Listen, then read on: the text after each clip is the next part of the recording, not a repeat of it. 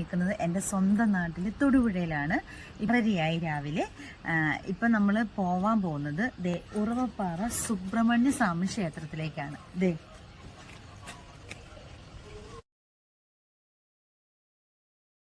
Thodupuzha Moolamattom റൂട്ടില് right സൈഡില് ഈ കാണുന്ന വഴിയിലൂടെയാണ് ഉറവപ്പാറ സുബ്രഹ്മണ്യ സ്വാമി ക്ഷേത്രത്തിലേക്ക് പോണത്. അപ്പൊ ഇവിടെ നിന്നൊരു വ്യൂ ആണ് കേട്ടോ. ഇത് കണ്ടോ,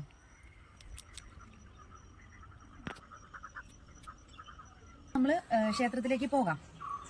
ഈ ജില്ലയിലെ ഏറ്റവും പ്രധാനപ്പെട്ട പട്ടണമായ തൊടുപുഴ പട്ടണത്തില് ഉളമറ്റം എന്ന സ്ഥലത്താണ് ഈ ഉറവപ്പാറ സുബ്രഹ്മണ്യ സ്വാമി ക്ഷേത്രം സ്ഥിതി ചെയ്യുന്നത്.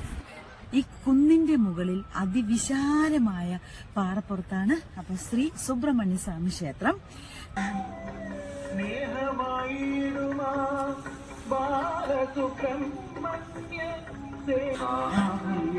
ചെറുതായിട്ട് മഞ്ഞിനെ മൂടപ്പെട്ട ഈ തൊടുപുഴയുടെ ഭംഗി നമുക്ക് ആസ്വദിക്കാം.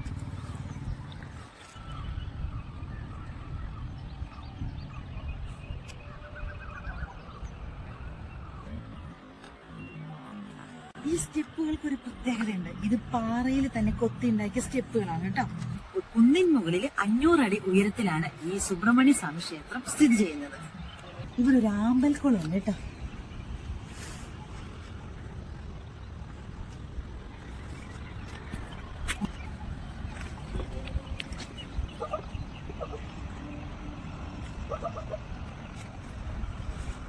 ഈ ക്ഷേത്രത്തിന് ഒരു ഐതിഹ്യമുണ്ട്.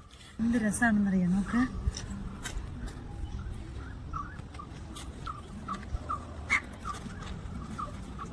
നിവർന്ന് കിടക്കുന്ന അതിവിശാലമായ പാറയാണ് കേട്ടോ. ഈ സമയത്ത് വന്നാൽ സൂര്യോദയവും കാണാം. ഉറവപ്പാറയ്ക്ക് ഉറവപ്പാറ എന്ന് പേര് വന്നത് എങ്ങനെയെന്നല്ലേ? ഉറവപ്പാറ.